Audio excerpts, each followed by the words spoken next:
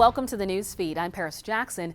It's unclear yet whether a Vancouver, Washington-based contractor will face felony charges related to a 2023 incident where a teen worker was severely injured on the job. The Clark County Sheriff's Office has declined to criminally investigate Rotschy Inc. this June due to a lack of cooperation from the victim and witnesses. Meanwhile, the contractor remains under fire after a worker in a separate incident was badly injured, also in June, on another job site. Local labor unions have protested the Port of Longview's decision to hire Rotschy due to its safety history, which spans 25 serious violations and $264,000 in fines over the past 5 years. I sat down with investigative reporter Liz Giordano to learn more about L&I's investigations against the contractor.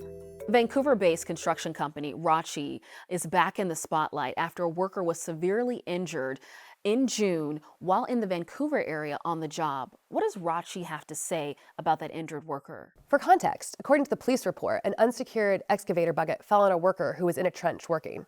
Spokesperson for the company called it a horrible accident and unfortunate that it happened. But that incident would have no impact on the work at the Port of Longview. And they also told me that pushback from the unions came from the project being awarded to a non-union company. Union leaders told me that they advocate for the safety of all workers, and they don't have time to protest every project that goes to a non-union company. It was your investigative reporting that brought to the forefront another case involving a student worker who lost both legs while working for Rotschy. That led to changes with L&I as well as in state law. Yeah, the kid's injuries spurred lawmakers to take action. And this year, led by Rep. Mary Fossey out of Everett, with lots of support from labor, passed HB 1644. And it tightened labor laws for minors. It set minimum penalties for violations. It prohibits companies with multiple serious safety violations from hiring minors. And it requires inspections of construction sites before certain permits for certain variances are issued.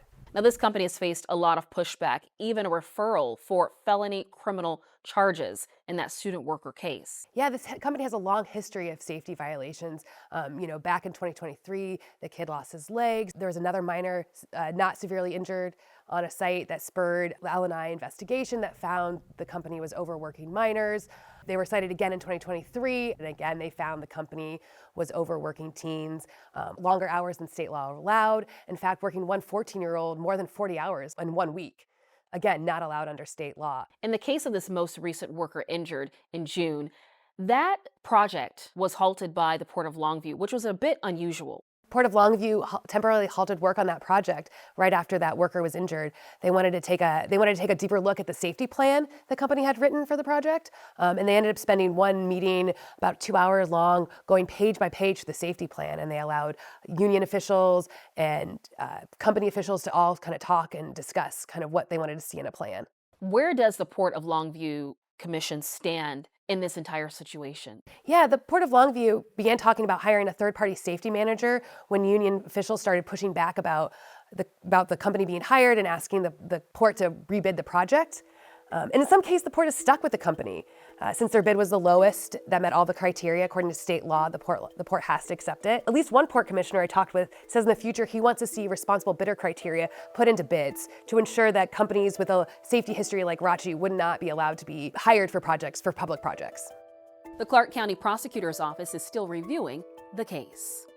I'm Paris Jackson. Thank you for watching the Newsfeed, your destination for nonprofit Northwest news. Go to cascadepbs.org for more great local coverage.